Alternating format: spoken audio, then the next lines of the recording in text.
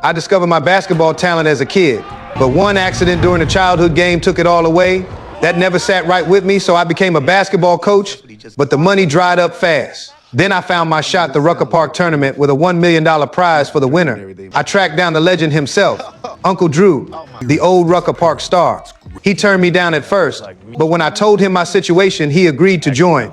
There was one condition though. He picked the players himself. I needed that win, so I agreed. But then I saw his picks and my jaw dropped.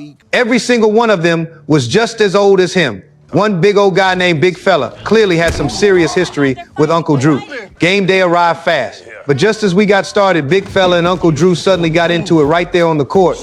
I jumped in and broke it up before things got ugly.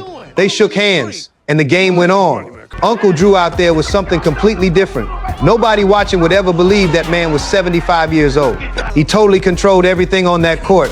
But then came the moment that made my head spin. Just as Uncle Drew finished a perfect dunk to close out the game, Big Fella suddenly shoved him from behind. The basket didn't count, but we still moved on to the next round. I was sitting in the car working out our next strategy when Uncle Drew walked over and snatched the board right out of my hands. He told me I didn't actually love basketball. He said I was just using the team to grab that $1 million check that stung. So I told him everything. The childhood accident, how it took the game away from me forever, and how much I still loved it. I became a coach because basketball never left my heart. Uncle Drew heard me out and let it go. Just like that, we went out and took the next round together. Uncle Drew and Big Fella made peace too.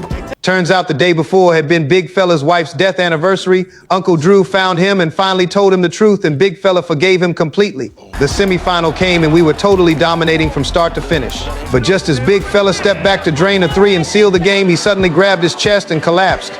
The ambulance got there in time and he pulled through, but he couldn't play anymore. We were one man short and absolutely lost on what to do next. Then the preacher's wife walked into that hospital room. She looked at all of us and said she would step in and finish the tournament for Big Fella. Just like that, the whole team found its fire again.